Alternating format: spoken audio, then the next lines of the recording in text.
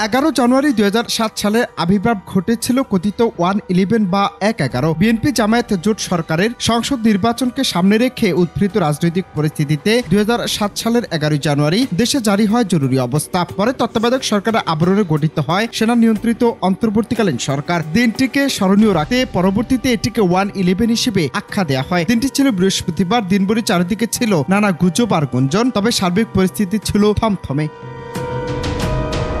এই অবস্থা সেদিন বিকেল 4টার দিকে আওয়ামী লীগের তৎকালীন প্রেসিডিয়াম সদস্য আমির হোসেন আমু, আব্দুর রাজ্জাক, তোফায়েল আহমেদ, সুরঞ্জিত সেনগুপ্ত, শেখ ফজলুল করিম সেলিম, কাজী জাফরুল্লাহ এবং সাধারণ সম্পাদক আব্দুল জলিল যোগ দেন কানাডিয়ান হাই কমিশনারের বাসায় অনুষ্ঠিত একটি বৈঠকে। কূটনীতিকদের মধ্যে বৈঠকে ছিলেন মার্কিন রাষ্ট্রদূত Patricia A Butenis, British high commissioner Anwar Chowdhury, Australian high commissioner Douglas Foskett, জাপানের রাষ্ট্রদূত ইনোয়ে মাসাইয়েকি, ইউরোপীয় কমিশনের ইসি ডেলিগেশন প্রধান রাষ্ট্রদূত ডক্টর স্টিফান ফ্রোইন, জাতিসংঘের আবাসিক সমন্বয়ক রেনাটা ডেজালিয়েন। বিকেল 4:45 পর্যন্ত বৈঠক শেষে অনেকটা হতাশ হয়ে বেরিয়ে আসেন আওয়ামী লীগ নেতারা।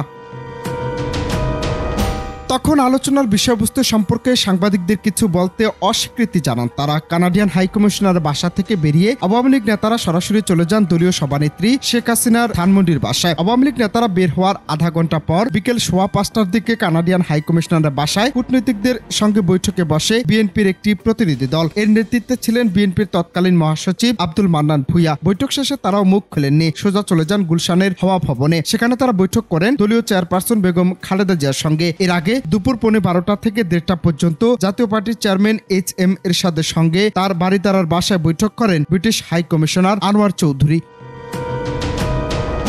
কূটনীতিকদের সঙ্গে প্রধান দুটি দলের বৈঠকের আগে প্রধান উপদেষ্টা ও রাষ্ট্রপতি ইয়াজউদ্দিন আহমেদ দুপুর 12টায় বৈঠক করেন আইন শৃঙ্খলা সংক্রান্ত উপদেষ্টা কমিটির সঙ্গে। এতে কমিটির সদস্যরা ছাড়াও সব আইন শৃঙ্খলা বাহিনী, গোয়েন্দা সংস্থার প্রধানরা উপস্থিত ছিলেন। এই বৈঠকের পরপরই রাষ্ট্রপতি ইয়াজউদ্দিন আহমেদ বঙ্গভবনে 3 বাহিনী প্রধানের সঙ্গে বৈঠক করেন। অন্যদিকে বিকেল 4:30টায় উপদেষ্টা পরিষদের পূর্ব নির্ধারিত বৈঠক বাতিল করা হয়। 2-1 ছাড়া উপদেষ্টাদের প্রায় সবাই বঙ্গভবনে গিয়ে বৈঠক বাতিলের খবরে ফিরে আসেন।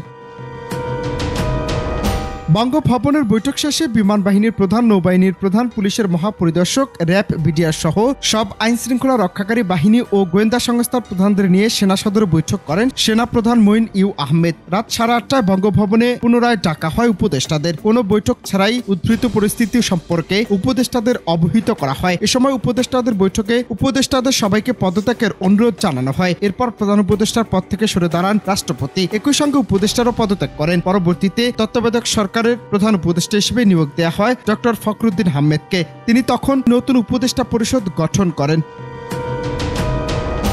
এসব নাটকীয় ঘটনা, টানটান উত্তেজনা, উদ্বেগের মধ্যেই সন্ধ্যা রাষ্ট্রপতির কার্যালয়ে এক প্রজ্ঞাপনে বলা হয়, অভ্যন্তরীণ গোলযোগে জনসাধারণের জানমালের নিরাপত্তা, অর্থনৈতিক জীবন বিপন্ন ও বিপদের সম্মুখীন হওয়ায় রাষ্ট্রপতি ইয়াজউদ্দিন আহমেদ সংবিধানের 141 অনুচ্ছেদে প্রদত্ত ক্ষমতা বলে দেশে জরুরি অবস্থা জারি করেছেন। প্রজ্ঞাপনে বলা হয়, বৃহস্পতিবার সন্ধ্যা থেকে জরুরি অবস্থা কার্যকর হবে। একই সঙ্গে রাত 11টা থেকে ভোর 5টা পর্যন্ত ঢাকাসহ সকল মহানগর ও জেলা শহরে কারফিউ বলবৎ থাকার ঘোষণা দেয়া হয়।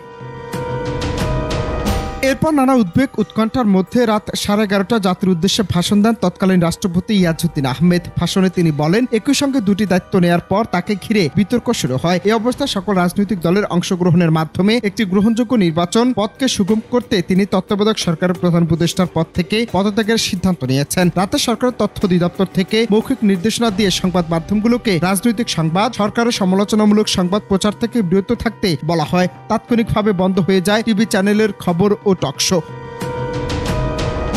বাংলাদেশের রাজনীতিতে 1-11 মূলত একটি প্রতীকী শব্দ, যেটি ষড়যন্ত্র বা চক্রান্তের প্রতীকী শব্দ হিসেবে ব্যবহৃত হয়। সুতরাং উপদেষ্টা নাহিদ ইসলাম বিএনপি মহাসচিবের বক্তব্যের ভেতর যে 1-11 গন্ধ পাওয়া যাচ্ছে, সেটি মূলত ষড়যন্ত্র বা চক্রান্তের গন্ধ। প্রশ্ন হলো, 1-11 মতো পরিস্থিতি যদি তৈরি হয় তাহলে কি হবে? বর্তমান অন্তর্বর্তী সরকার ভেঙে দিয়ে আরেকটি সরকার গঠিত হবে, যেখানে 2007-8 সালের মতো সেনাবাহিনী ফ্রন্ট লাইনে থাকবে, এমন গুঞ্জন মিলছে রাজনীতির বাতাসে। তবে ওই সম্ভাবনা আসলে কতটুকু? হয়তো সেরকম পরিস্থিতি কখনো তৈরি হবে না, কেননা বর্তমান সেনাপ্রধান সম্প্রতি এক সাক্ষাৎকারে বলেছেন, নিজেদের মেয়াদকালে তিনি রাজনীতিতে নাক গলাবেন না।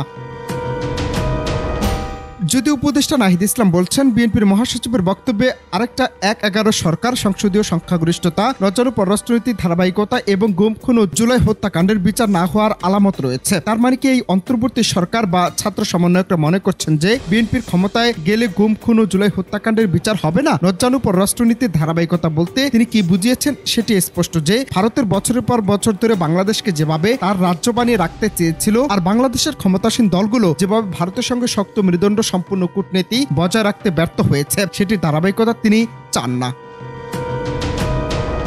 অনন্ত হাসান মাসুদ, বাংলা টিভি।